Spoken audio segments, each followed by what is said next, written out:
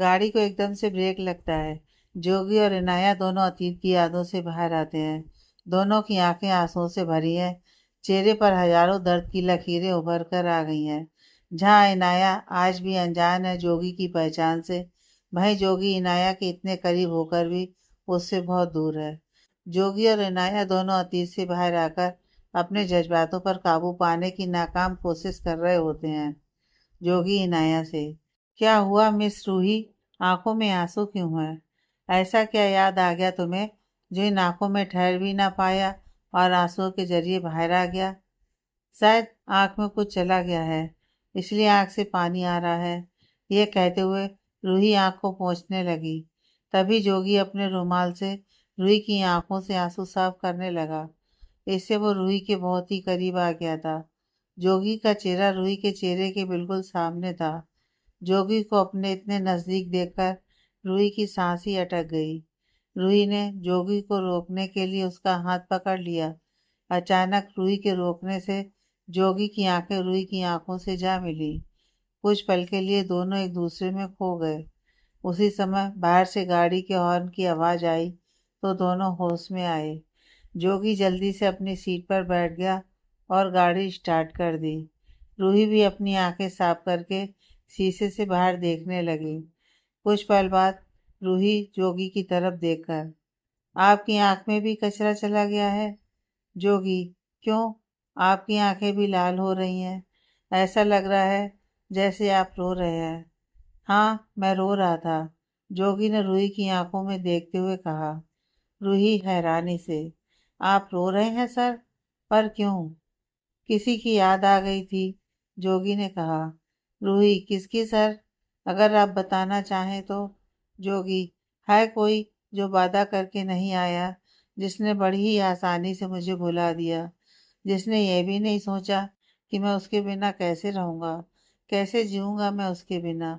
उसने अपना वादा तोड़ दिया। यह सुनकर रूही भी कुछ सोचने लग जाती है और जोगी उसके चेहरे पर आते जाते भाव को बड़े ही ध्यान से देख रहा था, जैसे रूही के चेहरे पर उसके सारे सवालों के जवाब हों। वो शाम की दास्तान हो जो रूही ने अपने अंदर दबा कर रखी है, जिसे जोगी चिंगारी देना चाहता है और वो सब कुछ कह दे जिसे वो जानना चाहता है। लेकिन जोगी को रूही का चेहरा बहुत ही उदास और दर्द में जान पड़ रहा था और वो बहुत ही बेचैन लग रही थी। जोगी ने रूही के सामने चुटकी बजाकर, कहाँ खो गई तुम? मैं कुछ कह रहा था, तुमने सुना या नहीं? जी सुना। सर, हो सकता है उनकी कोई मजबूरी हो, वो इसलिए ना आ पाई हो, रूही ने कहा। जोगी, कैसी मजबूरी? रूही अपने बारे में ही सोचने लग जाती है। जोगी रूही की तरफ देखकर मन में, बोलो, कुछ तो कहो रूही, क्यों नहीं आई थी तुम? आज तो अपना दर्द बांट लो और बोझ उतार दो अपने सीने से। मैं जानता हूँ तुम्हारी कोई मजबूरी होगी, वरना तुम कभी ऐसा नहीं करती। हर रोज देखा है तुम्हारी आंखों में मुझसे मिलने की बेचैनी, तुम्हारी नाराजगी, जब तुम मेरे करीब पहुंचते पहुंचते मुझ तक नहीं पहुंच पाती थी और गुस्से में मुंह फुलाकर चली जाती थी। रूही का वो गुस्सा से तमतमाया चेहरा याद करके जोगी के चेहरे पर मुस्कुराहट आ गई। फिर जोगी रूही के कंधे को हिलाकर पूछता है, बताया नहीं तुमने, कैसी मजबूरी थी? रूही एकदम से ख्यालों से बाहर आती है और कहती है, मुझे क्या पता सर, क्या मजबूरी थी? आपको पता करना चाहिए था। जोगी, वही तो पता कर रहा हूँ, क्या मजबूरी थी। रूही, कुछ पता चला फिर? जोगी, नहीं, अभी तक तो कुछ भी पता नहीं चला, पर बहुत जल्दी पता चल जाएगा। सर, हमारी मंजिल आ गई, मतलब ऑफिस आ गया, रूही ने जोगी से कहा। जोगी और रूही बंसल फैशन हाउस में पहुंचते हैं। जोगी और रूही दोनों यहाँ पर पहली बार आए थे। इससे पहले मैनेजर ही सब मीटिंग अटेंड करते थे। बंसल फैशन हाउस की सब लड़कियां जोगी को देखते ही अपने दिल पर हाथ रखकर बैठ गईं। जोगी था ही इतना हैंडसम कि लड़कियां दीवानी हो जाती थी उसे देखकर। लेकिन जोगी जिसका दीवाना है वो उसे देखती ही नहीं। लड़कियां जब आंखें फाड़कर जोगी को देख रही थीं, तब रूही ने ही सामने से एक लड़की जो रिसेप्शनिस्ट थी, यहाँ पर उसे जाकर अपना व जोगी का इंट्रोडक्शन दिया कि वे जीआर फैशन कंपनी से मीटिंग के लिए आए हैं। लेकिन रिसेप्शनिस्ट का ध्यान भी रूही पर नहीं था। वो तो बस जोगी को ही देखे जा रही थी। जब 2-3 बार भी उसने रूही की बात का जवाब नहीं दिया तो रूही ने जोर से उसके हाथ पर चिकोटी काट ली। उस लड़की की चीख ही निकल गई। रिसेप्शनिस्ट रूही से गुस्से में, ये क्या बदतमीजी है रूही, इसे बदतमीजी नहीं कहते, इसे होश में लाना कहते हैं। और तुम अपने होश में नहीं थी? कब से पूछ रही हूँ मीटिंग कहाँ है, हम यहाँ पर मीटिंग के लिए आए हैं, पर तुम तो कहीं और खोई हुई हो। क्या ये सब करने आती हो यहाँ पर? जब इतनी खूबसूरत चीज़ सामने हो तो नज़र वहाँ चली ही जाती है। वैसे आपकी मीटिंग सेकंड फ्लोर पर राइट साइड वाले कैबिन पर है, रिसेप्शनिस्ट ने रूही को कहा। वहीं जोगी ने जब रूही को चिकोटी काटते हुए देखा तो हंसने लगा। तुम ये सब भी कर सकती हो रूही, अब तो तुम्हारे साथ और भी मज़ा आने वाला है। मैं भी तो देखूं मेरी रूही के बारे में और क्या क्या है जो मैं नहीं जानता। तुम्हारी अदा भी बड़ी कातिलाना थी।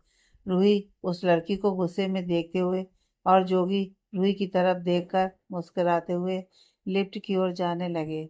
जोगी और रूही मीटिंग के लिए कैबिन में पहुंचते हैं। बंसल फैशन हाउस के मालिक अभय बंसल के साथ मीटिंग की शुरुआत होती है। जीआर कंपनी की तरफ से रूही प्रेजेंटेशन देती है। रूही का हर काम परफेक्ट था। मार्केट में इस समय क्या चीज़ डिमांड में है, लोगों को क्या पसंद है क्या नहीं, किस तरह के कपड़े डिजाइन फैशन लोगों को पसंद आएगा, इन सब बातों को ध्यान में रखकर रूही ने पूरा प्रेजेंटेशन तैयार किया और अपनी कंपनी को सबके सामने रखा। रूही ने बहुत ही बारीकी से और अच्छे से काम किया था, जिसमें कोई भी कमी या गलती नहीं निकाल सकता था। जोगी बहुत ही इम्प्रेस हुआ रूही के काम से। वहीं अभय पर भी रूही का जादू छा रहा था। रूही खूबसूरत तो बहुत थी, साथ में उसके काम से अभय भी इम्प्रेस हुए बिना नहीं रह सका। अभय जोगी से, आपके साथ काम करके अच्छा लगेगा, आपकी मार्केट वैल्यू भी अच्छी है, तो हमें फ़ायदा ही होगा। ये डील अभी फाइनल करके पेपर साइन कर लेते हैं। डील फाइनल होने के बाद अभय रूही से, आपका मुझे काफ़ी अच्छा लगा, बहुत अच्छा नॉलेज है आपको फैशन के बारे में।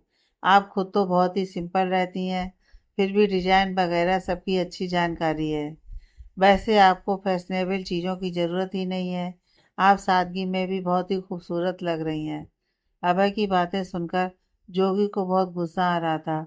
उसकी आंखों के सामने ही उसकी रूही से वो ऐसे बात कैसे कर सकता है, पर वो फिलहाल चुप था। गुस्से में जोगी के सर की नसें तन गई थीं और मुट्ठी भींच ली थी। अभय रूही से, आप हमारी कंपनी क्यों नहीं ज्वाइन कर लेती? मैं आपको एक अच्छी पोस्ट भी दूंगा और सैलरी जितना वहाँ मिलती है उससे भी डबल। इतना कहकर अभय रूही के बिल्कुल सामने आकर खड़ा हो गया। यह देखकर जोगी की आंखें भी गुस्से से लाल हो गई थीं, पर वो फिर भी चुप था। वो रूही का जवाब सुनना चाहता था। रूही अभय से थोड़ा दूर जाते हुए, सॉरी सर, मैं आपका ऑफर स्वीकार नहीं कर सकती। पर क्यों? तुम्हें यहाँ पर सारी सुविधाएं मिलेंगी, हर बात का ख्याल रखा जाएगा कि तुम्हें कोई परेशानी ना हो, अभय ने कहा। रूही सब समझ रही थी। अभय के ऑफर देने के पीछे असली वजह उसकी अच्छी नीयत नहीं है, पर फिर भी रूही ने बड़ी ही शांति से अभय से पूछा, क्या ये सारी सुविधाएं यहाँ के पूरे स्टाफ के लिए हैं? अभय, नहीं, सबको क्यों देंगे, ये स्पेशली तुम्हारे लिए ही है। रूही, तो मुझ पर इतनी मेहरबानी क्यों? किसी भी कंपनी के लिए वहाँ पर काम करने वाला हर सदस्य एक समान होना चाहिए, उनमें भेदभाव नहीं करना चाहिए, नहीं तो ऑफिस का वातावरण खराब हो जाता है और हर कर्मचारी आपस में ईर्ष्या की भावना रखेंगे, जिससे कंपनी को नुकसान भी हो सकता है। अभय ने सोचा था कि ज़्यादा पैसों के लालच में रूही उसके यहाँ आ जाएगी, पर रूही के इस तरह पूछने से अभय को कोई जवाब नहीं सूझा और वह बगले झाँकने लगा। रूही ने फिर कहा, सर, मैं काम करने की तनख्वाह लेती हूँ, किसी की मेहरबानी नहीं। आपने इतना सोचा मेरे लिए, उसके लिए आपका बहुत शुक्रिया। अभय और रूही की बातें सुनकर जोगी का चेहरा खिल गया और उसका सारा गुस्सा खुशी में बदल गया। जोगी अभय से, अब तो हम साथ में काम करेंगे तो मिलना जुलना होता ही रहेगा, अब हम चलते हैं। अबा ने जोगी से हाथ मिलाया। फिर जब उसने रूही से हाथ मिलाने के लिए अपना हाथ आगे बढ़ाया, तब रूही ने अपने दोनों हाथ जोड़ दिए। अबा का चेहरा देखने लायक था उस समय। उसने अपना हाथ पीछे कर लिया। जोगी रूही के साथ ऑफिस से बाहर आकर गाड़ी में बैठ जाता है। जोगी गाड़ी चला रहा है, पर उसका ध्यान रूही की ही तरफ ही था। रूही बिल्कुल खामोश चुपचाप सी बैठी थी। तुमने उसका ऑफर मान क्यों नहीं लिया? इतनी अच्छी डील मुश्किल से मिलती है, और आज के समय में सफलता किसे नहीं चाहिए होती है। तुम्हें नाम पैसा सब आसानी से मिल जाता, तुम्हारी जिंदगी बहुत अच्छी हो जाती। जोगी ने रूही से कहा। रूही, सर, मेरे लिए पैसा नाम रुतबा कोई मायने नहीं रखता। इस कंपनी ने मुझे उस समय काम दिया जब मुझे इसकी सख्त ज़रूरत थी। जब मैं बिल्कुल अकेली थी, तब इस कंपनी ने मेरी काबिलियत पर मुझ पर पूरा विश्वास करके मुझे काम दिया था। तो मेरी वफादारी इस कंपनी के साथ हमेशा रहेगी। और वैसे भी मिस्टर अभय मुझे मेरी काबिलियत पर काम नहीं दे रहे थे। वो तो बस। कहते कहते रूही चुप हो गई और उसकी आंखों में आंसू आ गए, जिसे उसने जल्दी से साफ कर दिए। पर जोगी ने देख लिया। रूही का दर्द जोगी भी महसूस कर रहा था, पर वो अभी खामोश ही था। सर, आप यहीं गाड़ी रोक दीजिए, मेरा हॉस्टल आने ही वाला है, मैं चली जाऊंगी, रूही ने कहा। जोगी रूही से, बहुत देर हो गई है, इस समय कोई ऑटो भी नहीं मिलेगा, तुम्हारा अकेले जाना सेफ नहीं है, मैं तुम्हें छोड़ देता हूँ। नहीं सर, आप परेशान मत होइए, मैं चली जाऊंगी, बस कुछ ही दूर है मेरा हॉस्टल। इतना कहकर रूही गाड़ी से उतरने लगी, तो जोगी ने भी गाड़ी रोक दी। गुड नाइट सर, कहते हुए रूही चली गई। अंधेरा कुछ ज्यादा हो गया था। झींगरों की आवाज भी आ रही थी। दूर दूर तक कोई ऑटो भी नहीं दिख रहा था। सड़क इतनी सुनसान थी और सन्नाटा छाया हुआ था। ऐसे में रूही को खुद की सांसें भी तेज तेज सुनाई दे रही थी। थोड़ा सा चलने पर ही रूही को डर का एहसास हो रहा था। रूही खुद से ही बात करते हुए, मैंने कहा उतार दो यहाँ, तो उतार दिया। ये भी नहीं सोचा कि अकेली लड़की रात में कैसे जाएगी। कुछ हो गया मुझे, डर के मारे तो। ये नहीं, ये एक बार और कह देते, मैं छोड़ दूंगा तुम्हें। अब क्या करूं, कैसे जाऊं? हवा भी जोरों से चल रही थी। पेड़ों की सरसराहट इतनी तेज थी। रूही डर की वजह से वापस पीछे की तरफ भागने लगी। सामने कोहरे की वजह से रास्ता भी नहीं दिख रही थी, तो रूही पीछे की ओर ही मुड़कर भागने लगी। भागते भागते रूही किसी से टकराई और गिरने को हुई। तब दो मजबूत बाजुओं ने उसे थाम रखा था। रूही ने डर के मारे आंखें बंद कर ली। रूही के चेहरे पर पसीने की कुछ बूंदें उभर कर आ गई थी। बाल चेहरे पर बिखर गए थे। ठंड की वजह से होंठ भी कांप रहे थे। रूही के चेहरे पर बिखरे बालों को हटाकर उसके कान के पीछे करते हुए, अगर तुम चाहो तो मैं अपनी बाहों में तुम्हें पूरी जिंदगी थामे रख सकता हूँ। यह सुनते ही रूही ने जल्दी से अपनी आंखें खोली और सामने देखा तो आप, सर, यहाँ, मेरा मतलब आप गए नहीं, आप अभी भी यहीं हैं। सामने खड़े जोगी को देखकर रूही को तसल्ली हुई कि वो इस सुनसान रास्ते पर अकेली नहीं है। और जोगी रूही से सवाल और ऐसी घबराई हुई हालत देखकर मन ही मन मुस्कुरा रहा था, पर सामने चेहरे पर गुस्से वाले भाव लाते हुए, मैं जा ही रहा था, पर तुम गई नहीं अभी तक। तुम्हारा हॉस्टल तो सामने ही था, अभी तक पहुंची नहीं वहां पर। इतना डर की वजह से कांप रही हो या ठंड की वजह से?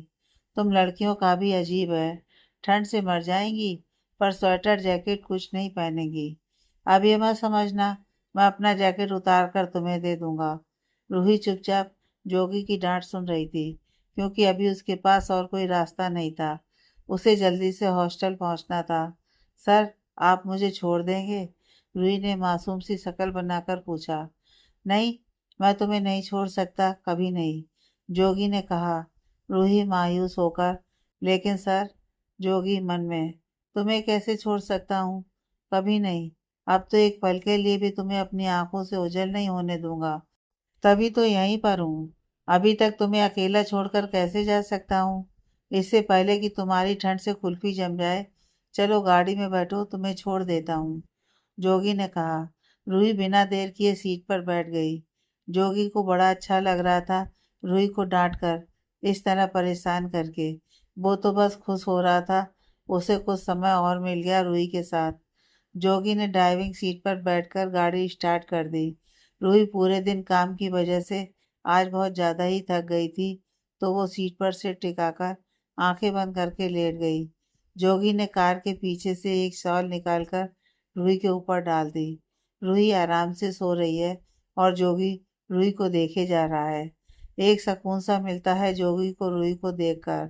ऊपर से तो तुम किसी ठहरे हुए शांत पानी की तरह लगती हो, पर अंदर से तूफान छिपा कर रखा है।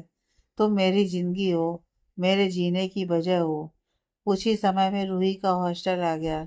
जोगी रूही को नींद से उठाना तो नहीं चाह रहा था, पर उठाना पड़ा।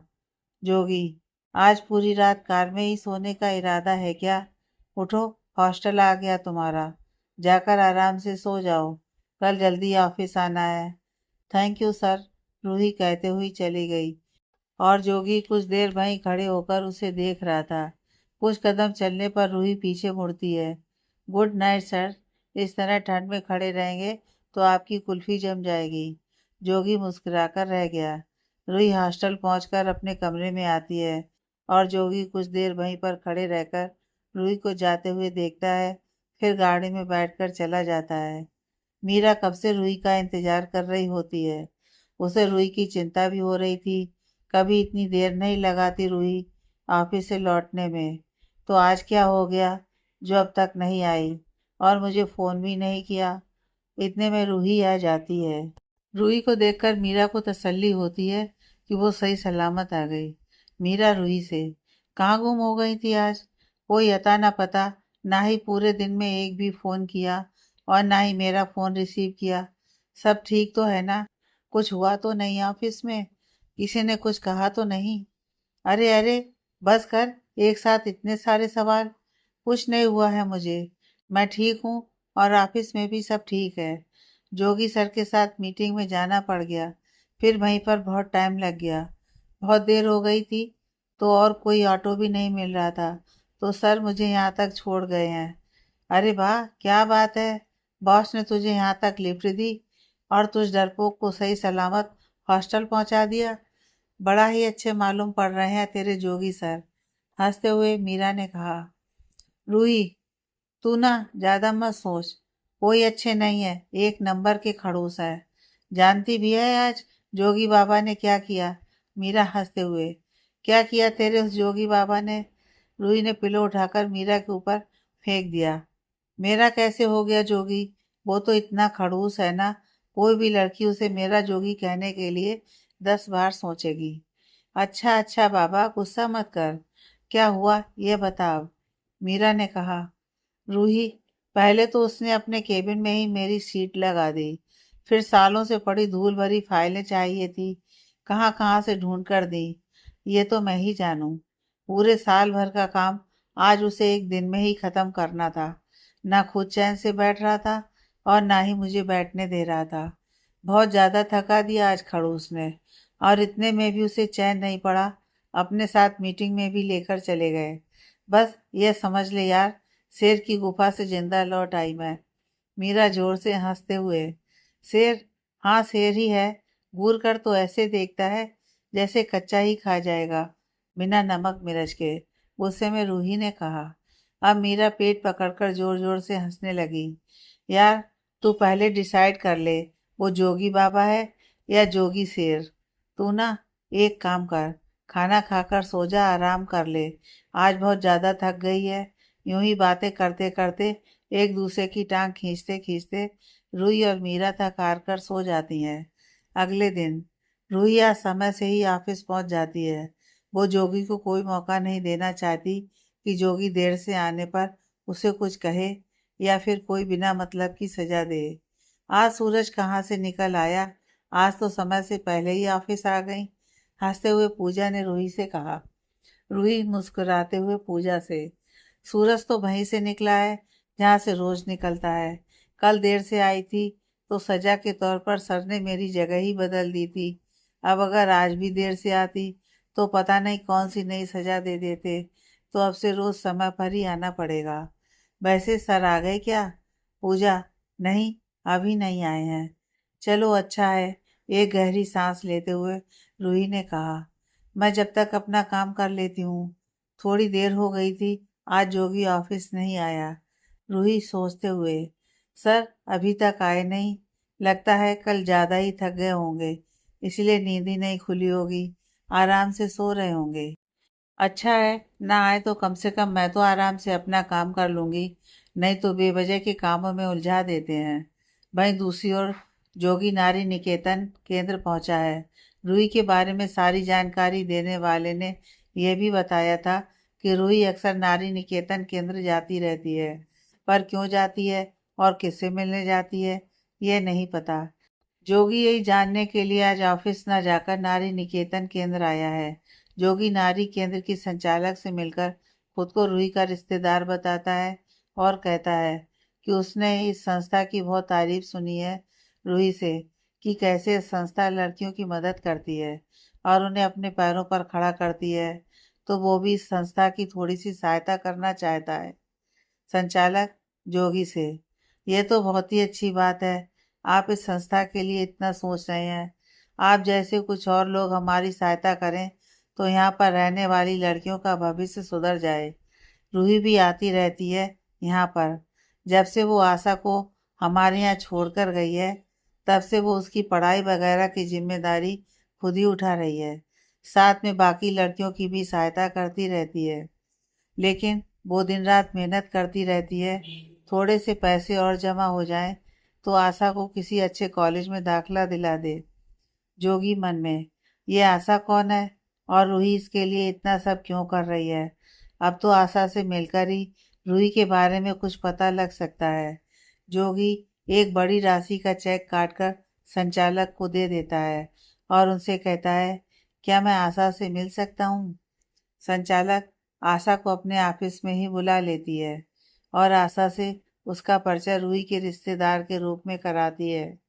संचालक किसी काम से बाहर चली जाती है और उन्हें कहती है, आप बात करिए, मैं अभी आती हूँ। जोगी आशा की तरफ देखता है।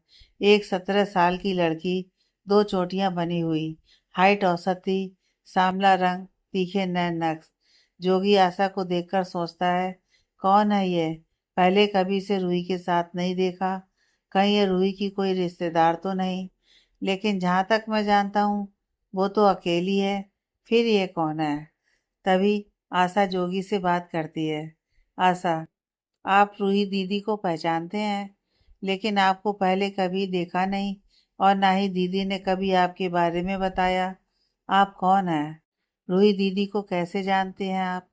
जोगी आशा की तरफ देखकर मुस्कुराता है और कहता है, मैं आपकी रूही दीदी का दोस्त हूँ। वो आजकल मुझसे थोड़ा नाराज है ना, इसलिए मेरे बारे में आपको कुछ नहीं बताया। आशा, पर वो आपसे नाराज क्यों है? जोगी, क्योंकि मैं उसे बिना बताए कुछ दिन के लिए बाहर चला गया था, इसलिए अब वो मुझसे बात नहीं कर रही है। मुझे अब समझ नहीं आ रहा कि उसे कैसे मनाऊं। मेरी कोई बात ही नहीं सुन रही है और ना ही मुझसे मिलने आ रही है। आशा, रूही दीदी तो बहुत अच्छी हैं, वो बिल्कुल भी गुस्सा नहीं करती हैं। जब उन्होंने मुझ अनजान लड़की के लिए अपनी जान खतरे में डाल दी और मुझे उन गुंडों से बचाकर एक नई जिंदगी दी, तो फिर आप तो उनके दोस्त हैं। आपसे कैसे नाराज हो सकती हैं वो? आप उन्हें मनाइए, वो मान जाएंगी। रूही दीदी बहुत ही अच्छी हैं। जोगी हैरान होकर मन में, रूही ने अपनी जिंदगी खतरे में डाल दी? क्या हुआ था रूही के साथ? क्यों उसने मुझे कुछ नहीं बताया और वो शहर भी हमेशा के लिए छोड़ दिया?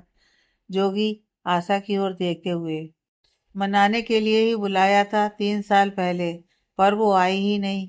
कितना इंतजार किया था मैंने उसका। शायद कुछ ज्यादा ही नाराज है, तभी उसने वो शहर भी छोड़ दिया और अब भी मेरी बात नहीं सुनती है। आशा हैरानी से याद करते हुए, नहीं, आपको कोई गलत फहमी हुई है। तब रूही दीदी ने आपसे नाराजगी की वजह से वो शहर नहीं छोड़ा था।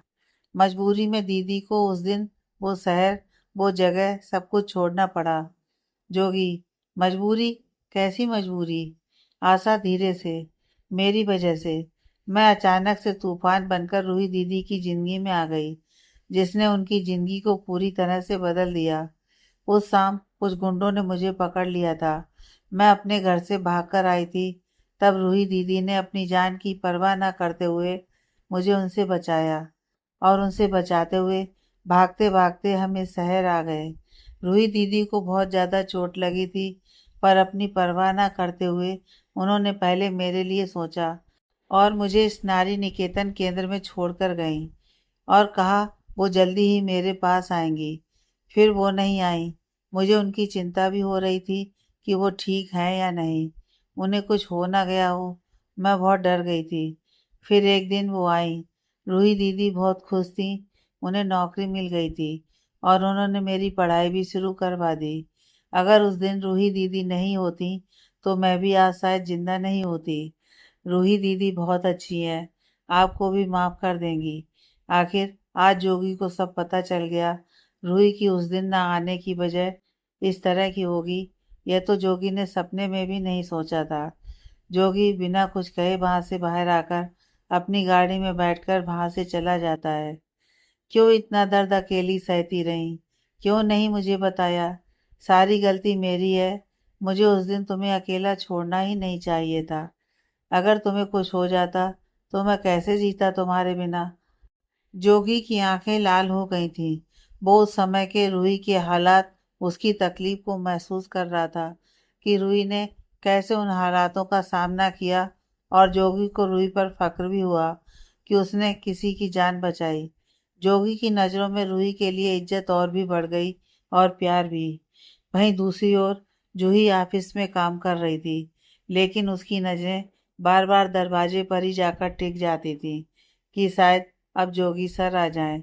इस तरह पूरा दिन बीत गया और अब ऑफिस बंद करने का भी समय हो गया था। सब लोग अब ऑफिस से निकलने लग जाते हैं।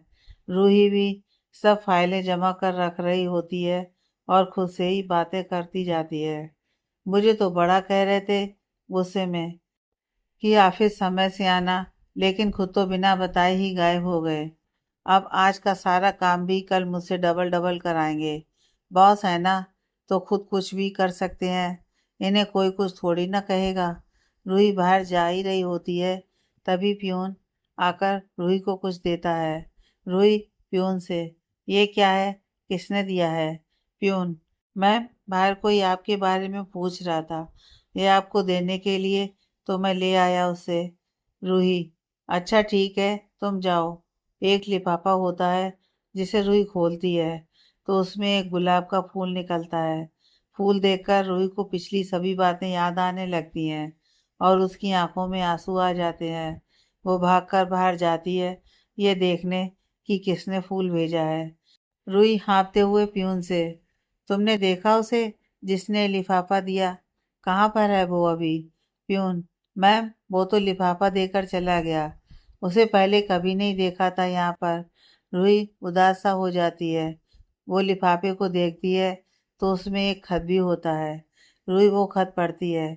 खत पढ़कर रूही की आंखों में आंसू आ जाते हैं। रूही बाहर हर जगह देखने की कोशिश करती है कि शायद वो नजर आ जाए, लेकिन वो सामने नहीं आया। जोगी वहीं थोड़ी दूर खड़े होकर रूही को देख रहा होता है। तुम्हें इतना बेचैन देखकर तकलीफ तो मुझे भी बहुत हो रही है, लेकिन क्या करूं, थोड़ी सजा तो तुम्हारी बनती है। तुम आ सकती थी बाद में मेरे पास, थोड़ा सा विश्वास कर सकती थी मुझ पर। तुमने तो बिल्कुल ही मुझे पराया कर दिया। अकेले ही सबसे लड़ती रही, इतनी मुश्किलों का सामना किया, पर नहीं, अपना दर्द मुझसे नहीं बांट सकती थी। इतना समय मैं तड़पा हूँ तेरी याद में, पर फिर भी उम्मीद थी कि तुम एक दिन जरूर मिलोगी। अब थोड़ा सा तुम भी तड़पो अपने जोगी के लिए, और बनकर मेरी जोगन मुझे पुकारो। अपने बालों पर हाथ फिराकर जोगी मुस्कुराने लगा और उसकी आंखों में शरारत झलकने लगी। रूही परेशान होकर यहाँ वहाँ देखने लगी, लेकिन जब उसे कोई नहीं दिखा तो वो उदास हो गई, और वो जैसे ही पीछे पलटी तो अचानक से किसी से टकरा गई और गिरने ही वाली थी कि उसने अपनी बाहों में रूही को थाम लिया। रूही ने देखा तो सामने जोगी खड़ा था। जो बड़े ही प्यार से रूही को देख रहा होता है। रूही एकदम से अपने सामने जोगी को देखकर हैरान हो जाती है और जल्दी से जोगी की बाहों से खुद को छुड़ाकर खड़ी हो जाती है। सर, आप यहाँ इस वक्त? रूही जोगी से पूछती है। क्यों? मुझे यहाँ पर नहीं होना चाहिए? किसी और का इंतजार कर रही हो? जोगी ने कहा। नहीं सर, मैं किसी का इंतजार नहीं कर रही हूँ। वो तो ऑफिस बंद हो गया है, मैं घर जा रही थी। थोड़ा सा घबराते हुए रूही ने कहा। जोगी मन में, झूठ बोलते हुए भी कितनी प्यारी लग रही हो, जी चाहता है गले लगा लूं तुम्हें। रूही, आज आप ऑफिस भी नहीं आए और अभी यहाँ पर हैं, तो बस इसलिए पूछ लिया। वैसे सर, आज आप ऑफिस नहीं आए, तबीयत तो ठीक है आपकी? जोगी, मुझे क्या होगा, मैं बिल्कुल ठीक हूँ। आज मैं अपनी खुशियों की चाबी ढूंढने गया था। क्या मतलब सर? रूही आश्चर्य से जोगी को देख रही थी। जोगी, कुछ नहीं, अभी तुम्हें समझ नहीं आएगा। आज जोगी बहुत ही खुश था। उसके चेहरे पर एक अलग ही चमक नजर आ रही थी, क्योंकि अब वो जान गया था कि रूही ने उसे धोखा नहीं दिया है। वो तो मजबूरी में, हालातों की वजह से उससे दूर हो गई। गुलाब और खत देकर रूही के चेहरे पर जो खुशी आई, वो जोगी ने भी महसूस की। वो जान गया कि रूही भी उसे नहीं भूली है। रूही के चेहरे पर खुशी, बेचैनी, उसे देखने की तड़प, सब जोगी ने अपनी आंखों से देखी है। इसी वजह से वो बहुत ही खुश है। रूही जोगी को इस तरह से देखकर सोच में पड़ जाती है। आखिर सर को हुआ क्या है? इतना अजीब बिहेव क्यों कर रहे हैं? कहीं चोट वोट तो नहीं लग गई है सिर पर? कब से मुस्कुराए जा रहे हैं? कहीं कोई खजाना तो नहीं मिल गया, या फिर कोई जोगन तो नहीं मिल गई? अरे नहीं, अपने ही सिर पर चपत लगाते हुए। किसकी किस्मत फूटी है जो इन जैसे अकड़ू घमंडी जोगी की जोगन बनेगी? जोगी रूही को देखते हुए किन ख्यालों में खोई हुई हो, फिर रूही के हाथ में फूल देखकर, या फिर किसके ख्यालों में खोई हो? रूही फूल को अपने पीछे छिपाते हुए। नहीं सर, किसी के ख्यालों में नहीं। सर, मुझे देर हो रही है, मैं घर के लिए निकलती हूँ। कल ऑफिस में मिलती हूँ। कुछ फाइलों के बारे में आपसे बात करनी थी। अब मैं चलती हूँ। Bye sir. चलो, फिर मैं भी उस तरफ जा रहा हूँ। तुम्हें छोड़ता हुआ चला जाऊंगा। अंधेरा भी होने वाला है। जोगी ने रूही से कहा। रूही, सर, आप क्यों परेशान हो रहे हैं? मैं चली जाऊंगी। इसमें परेशानी वाली कोई बात नहीं है। जल्दी आओ, गाड़ी में बैठो, देर हो रही है। जोगी गाड़ी में बैठ जाता है और रूही के सामने आकर गाड़ी रोककर गाड़ी का दरवाजा खोल देता है। रूही हैरान परेशान होकर जोगी को देख रही होती है।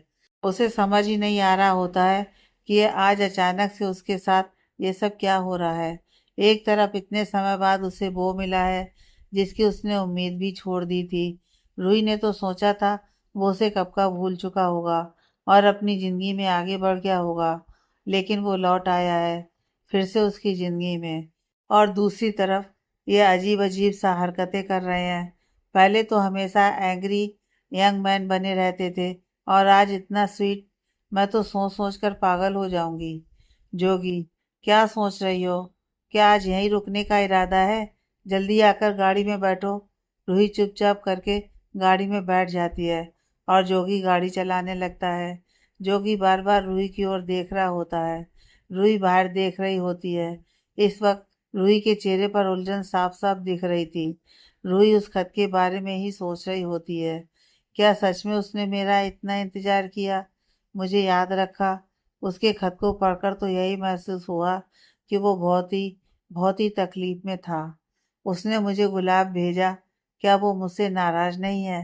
रूही के दिल और दिमाग में बहुत ही उलझन मची हुई थी और वो जल्द से जल्द अपने साय से मिलना चाहती थी। आगे की कहानी नेक्स्ट पार्ट में।